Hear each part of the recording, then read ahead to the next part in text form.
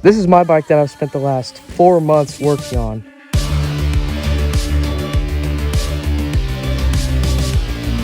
This is what I like to call my dirt jumper, though it's definitely more of a makeshift version than what you probably expect. Originally, this was a 24-inch kids bike, a Truck Pre-Caliber, many of you have probably not even heard of. I had this laying around in my garage for like 5 years, and I decided, I'm just gonna do something with it. So this is the entire process of me building this bike and pretty much how I turned it into what it is now, which I would like to call a dirt jumper, though I'm not entirely sure if that's what it is, but I guess it classifies. I went ahead and picked up this fork from some spare parts that Benji had lying around. I also added longer bars with new grips. And then finally off camera, I respoked the entire wheel to a new hub. This way I'd be able to use a mechanical disc brake instead of those trash V-brakes. I forgot I was in my Vans. I know, bro, you can't bail. You can't bail on these pedals because those things.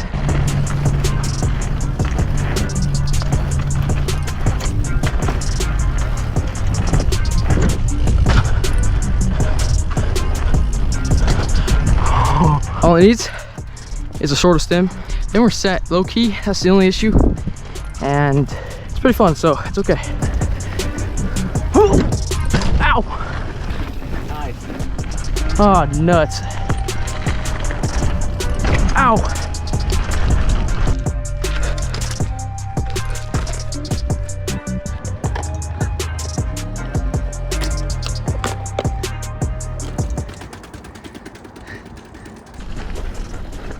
Now that I've been able to put the bike to the test with the new parts, I knew what it needed next. I ordered a new shorter stem off of AliExpress and threw it on off camera. All I needed to do now was paint the frame.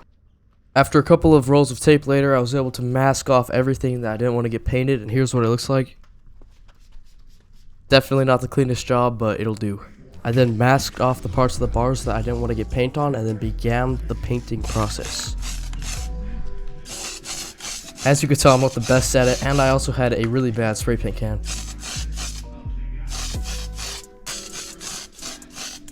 Once the bars were finished being painted, I then started a base coat layer on the actual frame itself.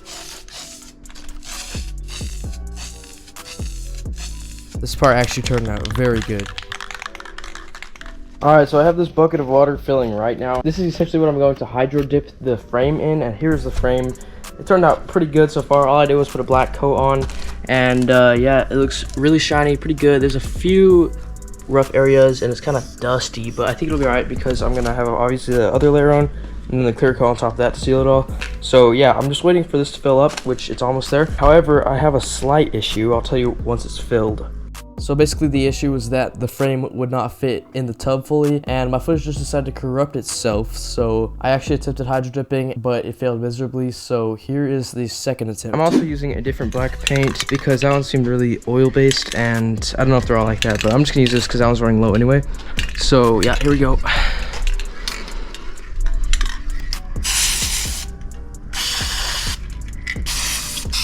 Okay, now it's ready. Better go quick. So I believe I'm gonna go ahead, let me flip this around. I think I'll just go ahead and go straight down. Let's try it. Oh yeah, there we go. Let's shake it up. I'm thinking I should have shaken it up a bit more when it was underwater because there's a lot of these like strings and webs that are coming off. So I think it actually will be pretty good. That looks really cool from far away. Though the goal was not for it to look good at a distance, so I ended up actually redoing this part.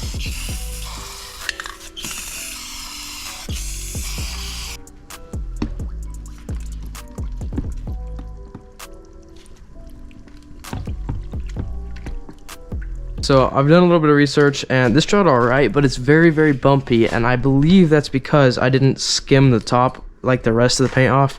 Pretty much all I did was just take it out when the paint was still on the water, and I took a lot with it, and it kind of clumped up and did a bunch of like stringy stuff, which is not supposed to happen apparently because I did something wrong. So I'm gonna do this again for the top parts. I might redo the bottom part tomorrow. Also, I noticed that the paint was kind of drying too fast. It's because I didn't shake it up enough. So I believe the white was just drying too quick. All of this was true, and I was already running so low on paint that I just went ahead and got some more paint of both black and white, and then I did it off camera because I needed both my hands, and it turned out a lot better. So I'll show you the product now. I'm very, very satisfied with how it turned out. I also put on a layer of clear coat and then reassembled the entire bike.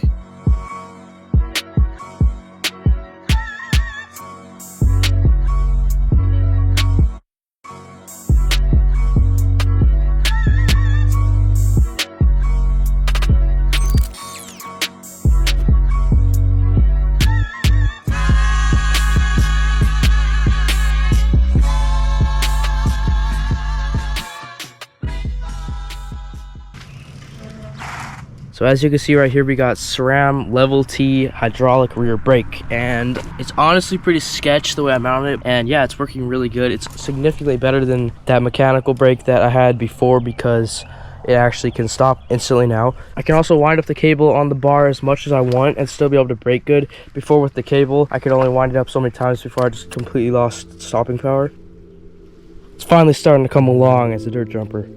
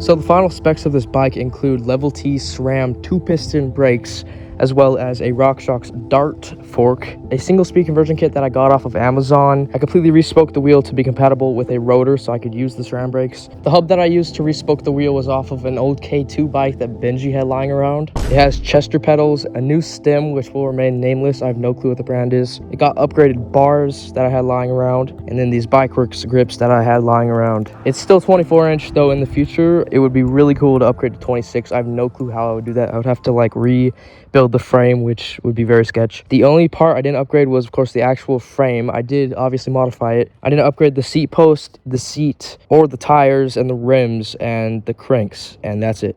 Thanks for watching all the way to the end of the video. If you enjoyed, please be sure to like and subscribe so you don't miss out on any future content. Nice.